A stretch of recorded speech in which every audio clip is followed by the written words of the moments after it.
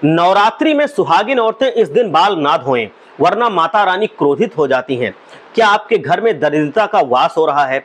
क्या आपके पति के ऑफिस में रोज कोई ना कोई दिक्कत परेशानी चल रही है? क्या आपके जीवन में ढेरों उथल पुथल हो रही है? क्या लाख कोशिशों के बावजूद भी आपकी आर्थिक स्थिति सुधर ही नहीं रही है?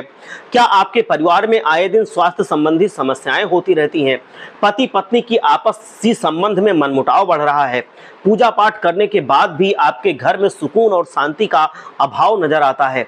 आप कितनी भी कोशिश कर लें, लेकिन आप अपने पति और बच्चों के जीवन से परेशानियों को दूर ही नहीं कर पा रही हैं। तो जरा सोचिए, आखिर ऐसा क्यों हो रहा है? आपको अगर नहीं समझ में आ रहा है तो आचार्य जी की कही गई बातों पे ध्यान दीजिए। हमारे गुरु जी का कहना है कि नवरात्रि में सुहागिन औरतें इस दिन बाल ना धोएं, वरना माता रानी आपसे नाराज हो जाती हैं। आप अगर जानना चाहती हैं कि आपको किस दिन बाल नहीं धोना चाहिए, तो इस वीडियो को अंत तक ध्यान से अवश्य देखिए। गुरु जी कहते हैं कि किसी भी पूजा पाठ को करने से पहले महिला हो या पुरुष हो, स्नान जरूर करना चाहिए, क्योंकि स्नान करने से बाद ही शरीर हमारा शुद्ध होता है और शुद्धता के बाद ही हम पूजा पाठ कर सकते हैं। शास्त्रों में स्नान करने या बाल धोने के कुछ नियम बताए गए हैं, लेकिन कुछ औरतें किसी भी दिन अपने बाल को धो लेती हैं, जो कि बहुत गलत परिणाम देता है। इसीलिए ये जान लेना बेहद जरूरी है कि किस दिन बालों को नहीं धोना चाहिए। खास करके सुहागिन औरतों को तो ये नियम जरूर जान लीजिए। सुहागिन औरतों को एकादशी, अमावस्या और पूर्णिमा के दिन अपने बालों को भूलकर भी नहीं धोना चाहिए।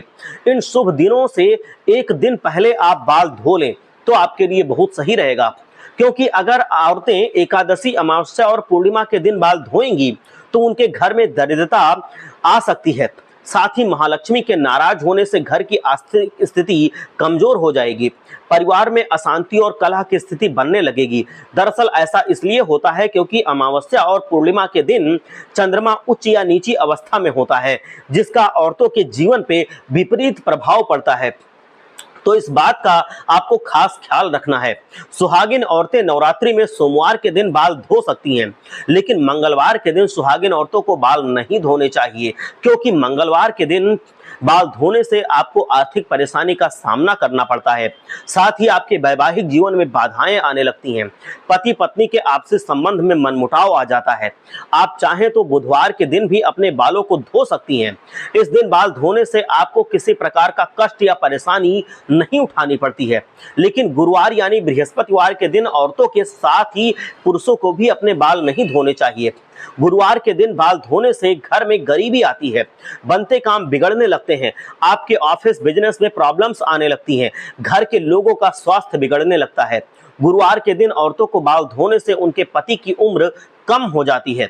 आपको अगर किसी कारणवश मजबूरी में गुरुवार के दिन बालों को धोना पड़े तो आप बाल धोने से पहले सिर में पिसी हुई हल्दी लगाकर अपने बालों को धोएं।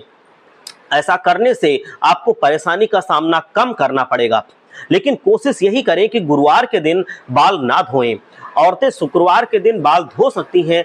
ये दिन मां लक्ष्मी का शुभ दिन माना जाता है। इस दिन बाल धोने से आपको किसी भी अनिष्ट की आशंका नहीं रहती। लेकिन आप शनिवार के दिन बालों को ना धोएं, क्योंकि शनिवार के दिन बाल धोने से शनिदेव नाराज हो जाते हैं और उनकी नाराजगी से आपके जीवन में कर्ज बढ़ जाता है और आर्थिक परेशानी उठानी पड़ती है। इसके अलावा गुरुवार और शनिवार के दिन नाखून काटना, पुरुषों को बाल धोना या दाढ़ी बनाना, बाल कटवाना, ये सब भी धन हानि का सूचक होते हैं। बताए गए नियम नवरात्रि के 9 दिनों में और बाकी के दिनों में भी अगर सुहागिन औरतें पालन करती रहेंगी, बाल धोने के लिए खास दिनों का ध्यान रखेंगी, तो घर में हमेशा सुख समृद्धि बनी रहेगी और पूरे परिवार को सुख, शांति और सुकून भरा जीवन मिलेगा। माँ दुर्गा की कृपा आप सबके ऊपर बनी रहे। हर हर महादेव। जय लक्ष्मी माता।